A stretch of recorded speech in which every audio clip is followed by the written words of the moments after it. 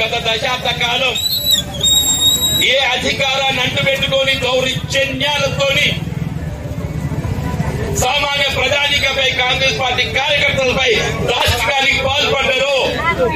మళ్ళీ TRS party నాయకులు ఏదైతుందో, మళ్ళా కాంగ్రెస్ పార్టీ ముసుగులో ఏదైతుందో మన రాజ్యాధికారానికి ఎన్నికలు ప్రయత్నం చేసేది.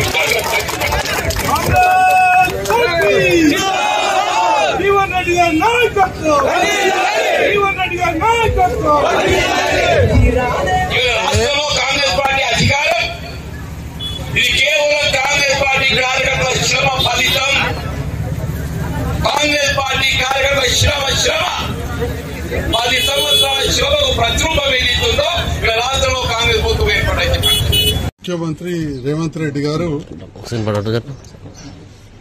ప్రభుత్వంతో కలిసి పనిచేయాలన్నారు. మేము కలిసి పనిచేస్తాం, ఎందుకంటే ప్రభుత్వం పటిష్టంగా ఉండాలి అని చెప్పి ఆలోచనతో వారు నియోజకవర్గ అభివృద్ధి కావాలని చెప్పి మేము ఆలోచించాం.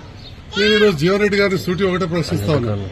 అసెంబ్లీ ఎలక్షన్లో మిమ్మల్ని మా నాయకులు ప్రజలు ఓడగొట్టిన తర్వాత మళ్లీ కాంగ్రెస్ పార్టీ మీకు ఎంపీ టికెట్ ఇచ్చినప్పుడు ఎంతమంది బీఆర్ఎస్ నాయకులను మీరు కండవ కప్పి చేర్చుకోలేదండి? అంటే మీరు కండవ కప్పి పార్టీలో చేర్చుకున్నప్పుడు మీకు ఇవన్నీ జ్ఞాపకం రాలేదా?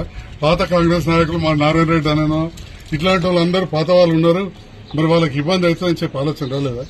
2 ఎంపీపీలను చేసుకున్నారు, మున్సిపల్ చైర్మన్ చేసుకున్నారు, దాదాపు 20 మంది పైన సర్పంచ్లు మీకు వ్యతిరేకంగా పనిచేసి నాకు పనిచేసిన వాళ్ళని మీరు మీ ఎంపీ ఎలక్షన్ అప్పుడు చేసుకున్నారు, పీఎస్సీఎస్ చైర్మన్లను చేర్చుకున్నారు, డైరెక్టర్లను చేర్చుకున్నారు, ఎంతో మంది వివిధ కుల సంఘాల పెద్దలు చేసుకున్నారు.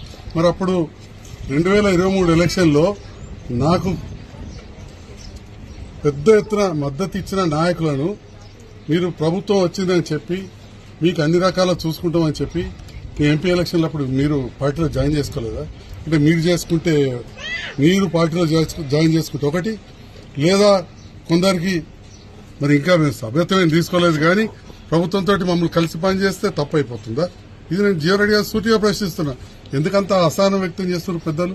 వారు ఈ వయసులో చాలా, నేను వారికి నీతులు చెప్పాల్సింది కాదు, వారే అన్నారు కొన్ని గ్రామాలలో ఇదే చివరి ఎలక్షన్, వచ్చే ఎలక్షన్ వరకు అని చెప్పి కొన్ని మాటలు అన్నారు. మరి ఇదే చివరి ఎలక్షన్ అని పైన ఎంపీ ఎలక్షన్ అన్నప్పుడు ముందు పార్టీ బలోపేతంగా ఉండాలని కాంగ్రెస్ అధిష్టానం ఆలోచిస్తుంది. దాంట్లో తప్పేమున్నదని నేను అడుగుతా ఉన్నా.